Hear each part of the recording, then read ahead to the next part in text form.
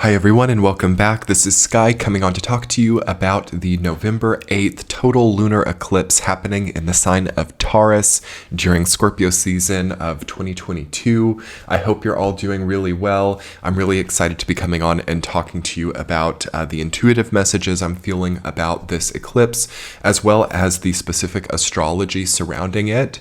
I will take some time to tell you about these intuitive messages, and then I'll put some charts on the screen and kind of break down some of the astrology that's happening. Before we get too far into it, everyone, be sure to share this video if it resonates with you. Also, thumbs up and check out the description box below. My channel is on Patreon, delivering a lot of wonderful premium content over there. It is a wonderful time to get a membership, as we will be really active over there as we transition from the year 2022 to 23. What an important threshold we are crossing now. So check that out. That will be linked below in the description. Okay, so let's talk about the November 8th eclipse. Okay, everything's changing. We have a complete shift in focus. It's very likely, everyone, that a lot of the things you've been thinking about at the very front of your mind, a lot of the conflicts you've been having, a lot of the people you've been seeing as for or against you, all that totally changes here. We have a complete material shift in focus. It's kind of like the things which are petty, the things which are not that significant in the grander scheme of things, perhaps get completely nullified by a greater problem or a greater importance. So there's something here with this eclipse, total lunar eclipse happening, that may signify or represent a major emotional change. So suddenly we have a different catalyst. Perhaps for some people, this is going to be an event that has such a strong emotional context that everything changes. Okay, so I just want to let you guys know, first and foremost, as yes, the very beginning of the video likely has the most people watching, there is some type of emotional event I think that could happen during this period of time that will really lead to a drastic change, not just in individual emotional connection and motivation, but collectively. So we need to be prepared for that, and we need to make space for ourselves to process these situations. Also, it's very likely with these eclipses, as we just had one on October 25th, which I made a video about. I'll link that below if you want to get the insight on that one. That was a solar eclipse in Scorpio. So that set the stage for us having a big change in motivation. That set the stage for us to re-examine what we're pushing for, what we're demanding of ourselves, and the ways in which we are actively transforming our lives. And now this secondary eclipse, still of course happening on that axis, the lunar eclipse of it, in its exalted sign of Taurus, that is going to make it material. Okay, so we've had this sort of gestalt period between the two eclipses where you see a fading of that which you didn't really need to focus on and an expansion of that which you did. So really pay close mind to what faded away or what lapsed between the eclipses, and then also look at what grew or what you had an influx with, to understand how the universe might be encouraging you in a positive way to refocus your energy. So we have a very, very positive opportunity with this November 8th eclipse to materially refocus our energy. One of the things I've written down is very obvious with this eclipse is just major material changes, right? The sign of Taurus is about the material. It's the collective second house. This is about the money you earn. This is about the way that your relationships affect your material reality.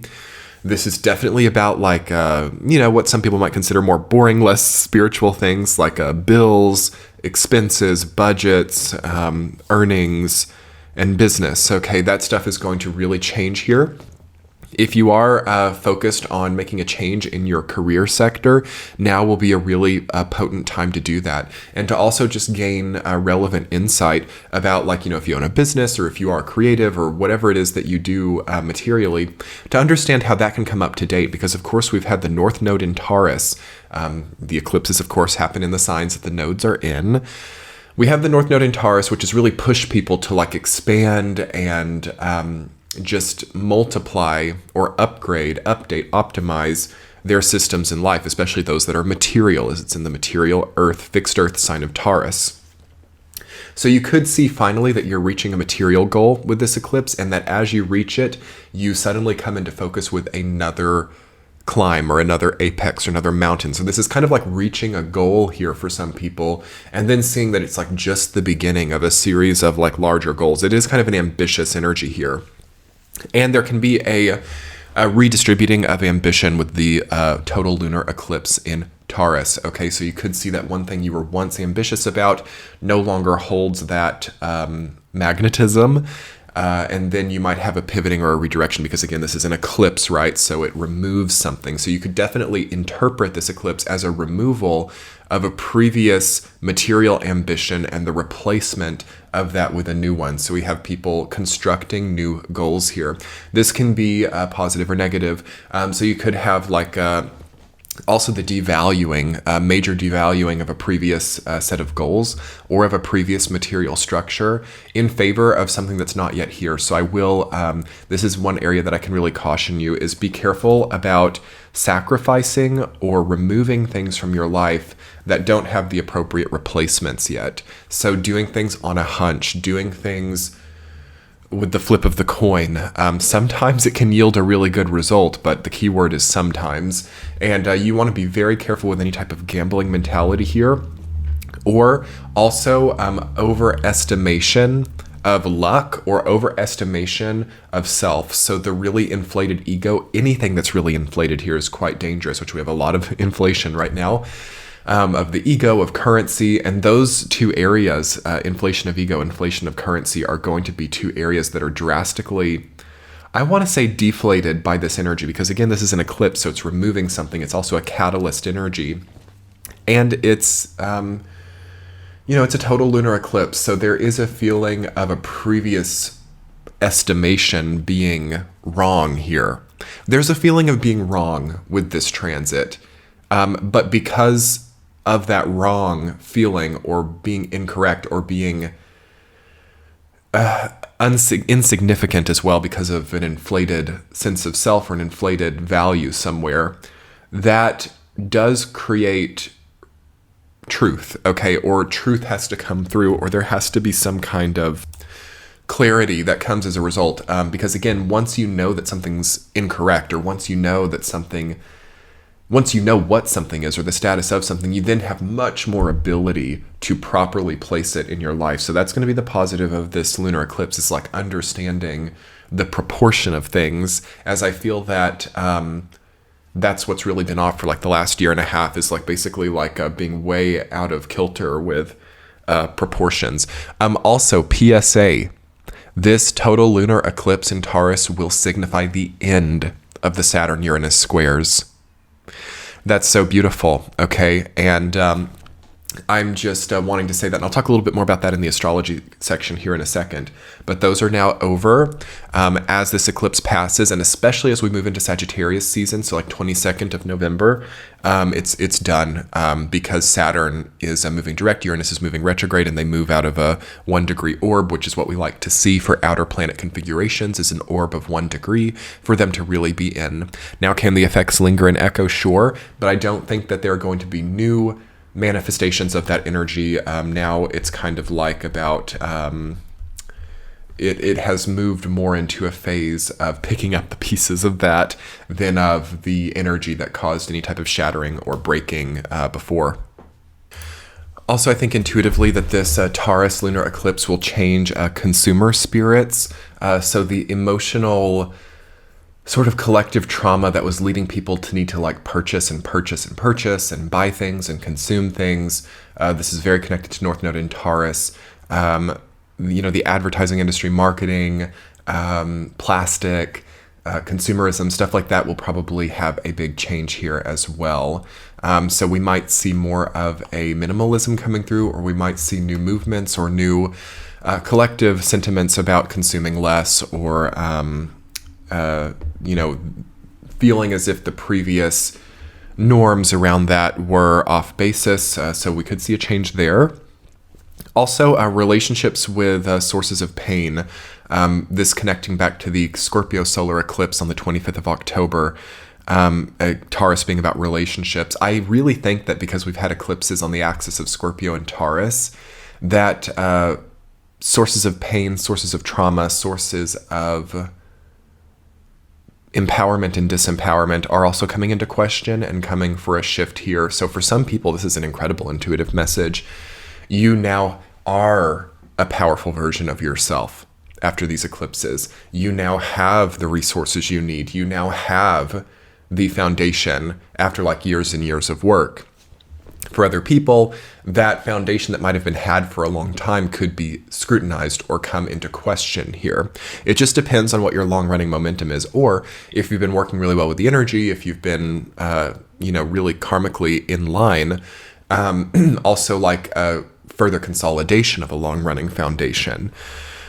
So for some people, there will be like fluctuations with this though as well, as a result of the loosening Saturn Uranus square, like seeing like damage to the foundation that you've had for a long time. And maybe it's like becoming more valuable, or maybe it's getting stronger in a weird kind of behind the veil way. But at the same time, there could be like a damage or some type of threat to the grain of that system or of that holding. Again, we're definitely looking at like assets, holdings, material, and the way that is utilized in an individual's life. So something I've been talking about recently on the channel has been like assessing value and understanding where the value in your life is. So this is not just material things. This is definitely like mindsets, principles, ethics, stuff like that too.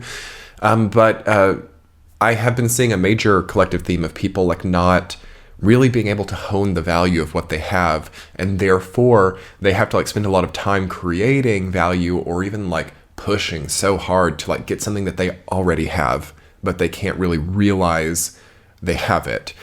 So this eclipse could also be a really wonderful opportunity to understand more of your inherent value, also to heal themes of like self-concept or self-esteem or self relationship too, and then inherently also healing the understanding of what you have and what you're working for. It does seem to be consolidating for like understanding momentum, understanding path, understanding also like multi-year plans or longer term visions, as not just one foot in front of the other, but an actual greater path, or being able to see the path that you're on from a greater perspective is definitely also coming in as this eclipse leaves. And then through Sagittarius and Capricorn season, what an incredible time to see the larger view of what you're going through.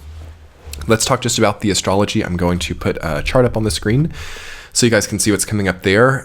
Yes, so I just want to go back into the fact that the Saturn-Uranus square has broken.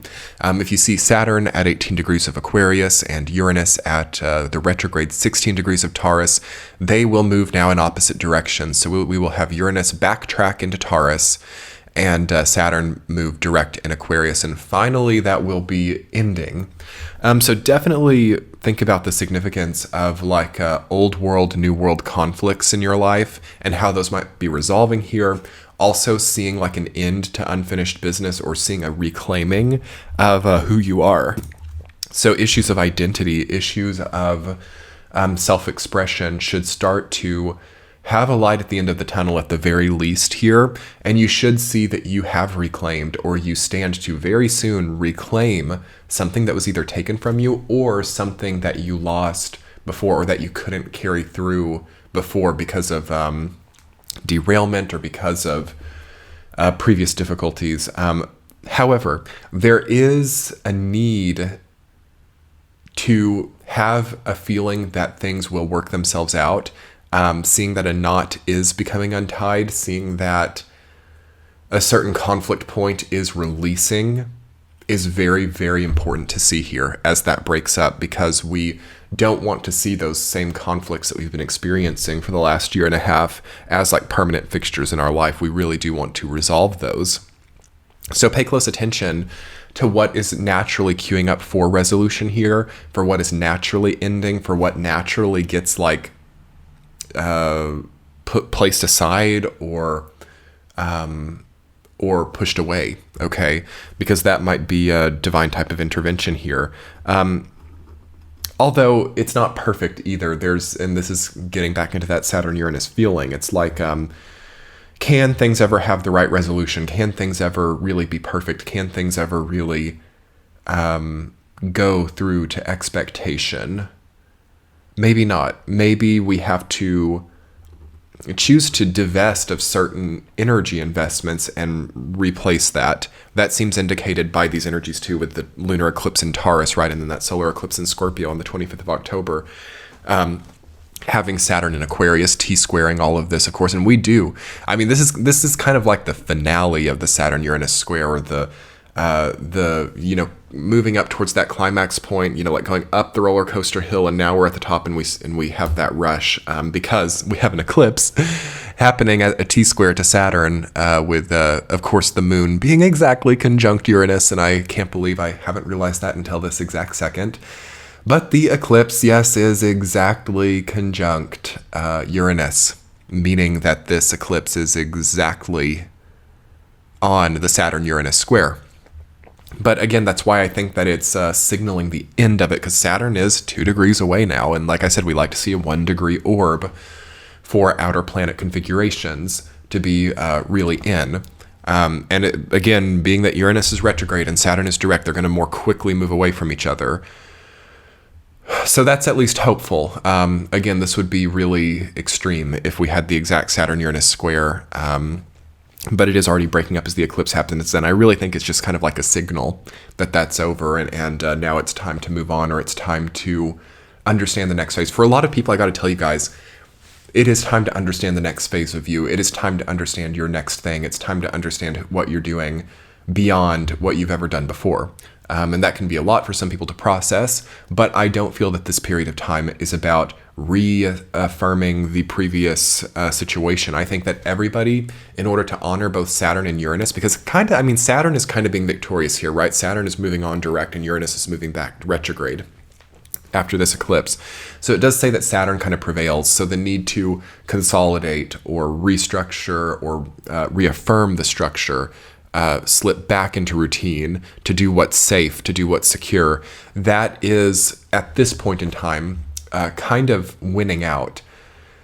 But we have to honor the Uranus side of it as well. So for a lot of people, we have to introduce some type of new lifestyle or some type of new way within these old secure foundations and structures in our lives.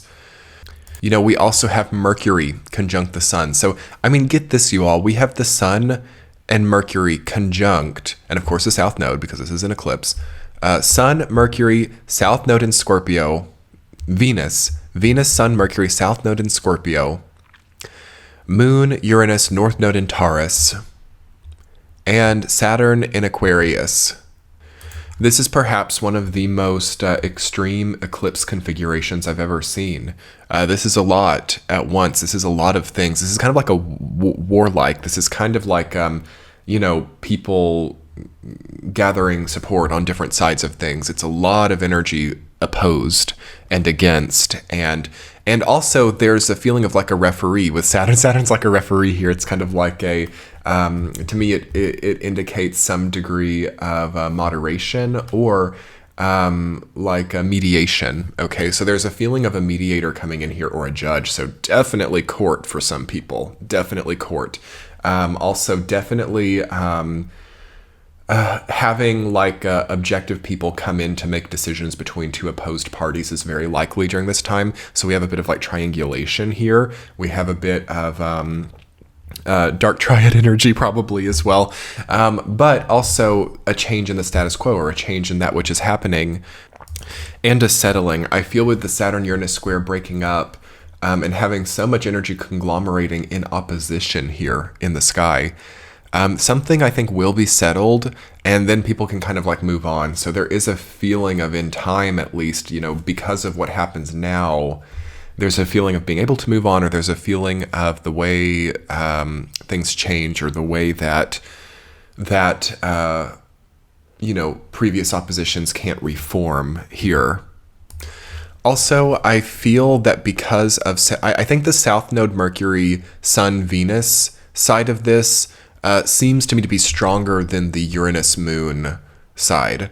So there is a feeling of like this volatile kind of like very manufactured, very spendthrift energy against a more consolidated, ancient, and more transformative energy. Mars in Gemini, Neptune in Pisces, Pluto in Capricorn. this kind of puts it kind of separates some of the outer planets, except for Saturn and Uranus, of course, but all the other outer planets, right, like Neptune and Pluto, even Jupiter, and then the inner planet of Mars, they are kind of separated away from all of this. So it does, I feel like a certain pettiness, or I feel a certain like myopic tendency, or something is kind of like unnecessary about some of the conflict happening here. I've got to really say that it feels that a lot of the extreme opposition here is, what's the word? Almost, it's not ornamental. It's like, to some degree, manufactured, and to some degree, something to partake in, or something to pass the time to those who are involved. So that's something that you want to really take a look at in your own life. Like, is there conflict because of boredom, or is there conflict because of time passing? Because again, I mean, these other outer planets, they indicate more of a distilled kind of oasis energy. Okay, Pluto and Capricorn, Neptune and Pisces especially. Even the way that Saturn is moving in Aquarius, and as the Saturn-Uranus square breaks up, Saturn and Uranus will kind of join in with this energy, where it's kind of like distilling the totality of who one is and resting within a more peaceful energy. So that's the more generational, more macro feeling, but we do have a very extreme and volatile, kind of like angry configuration here with this eclipse that is shorter lived than these other more peaceful feelings. So that, I just want you guys to take that into account for whatever it means to you. Like, understanding that things need to return to a more peaceful space soon, understanding that this is not really meant to be a greater time of conflict and difficulty as is so in focus right now. How can we move into a more peaceful territory, and how can we really be progenitors of peace within this period of time? Because I think that that is the more zoomed out, more macro place to be, is to be in more of a peacekeeping, more of an overseer of peace, more of a person who's willing to not succumb to ego conflicts or ego violence. Okay, ego violence, very, very high on the agenda for this short period of time, and well, I mean, really for like the rest of this year. But as we move into 2023, everyone, we have a very, very different context coming up. Very different context. Definitely hit the subscribe button below and turn on the bell notifications if you want to get notified when my 2023 year ahead forecast comes out for all signs. It's my favorite video of the year to do, and I think it's going to be really wonderful this year. But what do I want to sum up about this eclipse?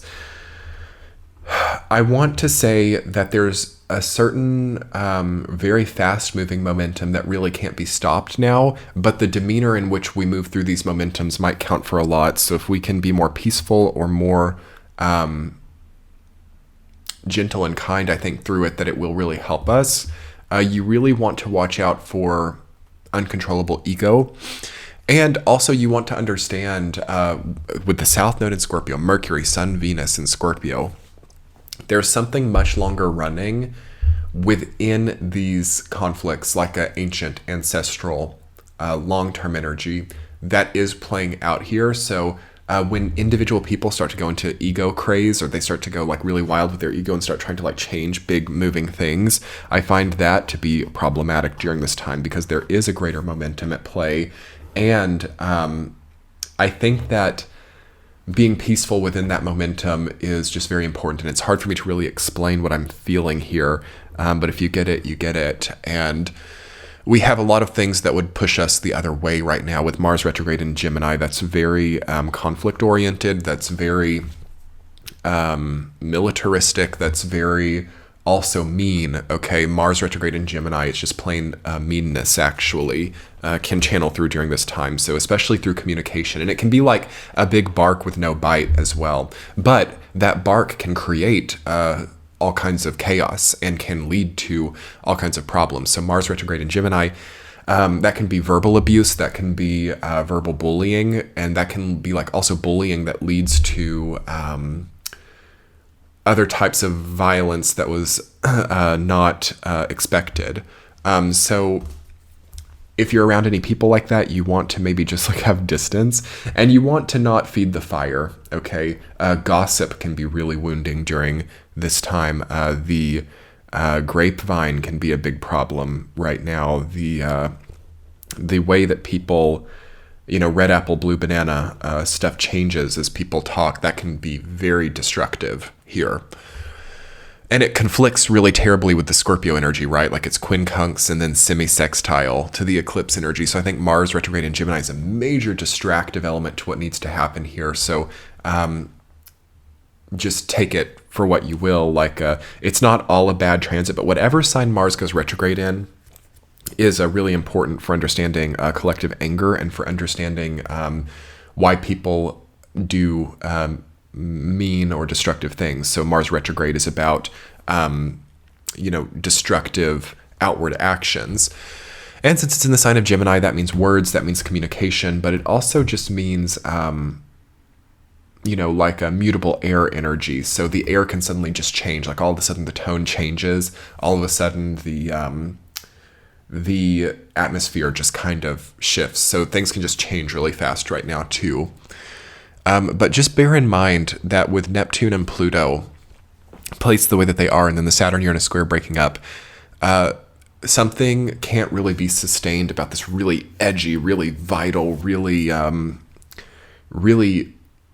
warlike energy. Okay, we want to see a shifting there, and we want to see a greater movement towards greater prosperity that hasn't yet been realized, because in this conflicted place, in this conflictual place, it really focuses that which one thinks one knows and that which one thinks one has been connected to for a long time, which limits and reduces new horizons and new opportunities. And one has to really divert a lot of focus into what they think they already understand or what they think they already have grasp on. So it really diminishes new horizons when we get so conflictual like this. And that's going to be a big lesson of this eclipse. And I think that a lot of us really just want the new horizon. So we would want to not partake in unnecessary conflicts if that's what we want. So anyway, everyone, I hope you enjoyed this video. I'm going to conclude it there. I hope that this gave you some insight into the eclipse. Be sure to check out the description box. This channel is on Patreon. I do weekly forecasts every week called T-Chats over there. They're only available over there, and it's a great way to support this channel and keep it possible. Thank you so much to those of you who've been signing up recently. We've had a nice little influx. Definitely come check it out if you've been considering it. This is the best time of the year for that. Also, be sure to thumbs up this video, hit the like button, and share it with someone that you think might benefit from this information. I hope you're all doing really well, and good luck with this eclipse. We are looking at great new possibility for getting a thread and a grain of life that we really enjoy and find sustainable. So thank you so much, everyone. Have a great eclipse season. Bye.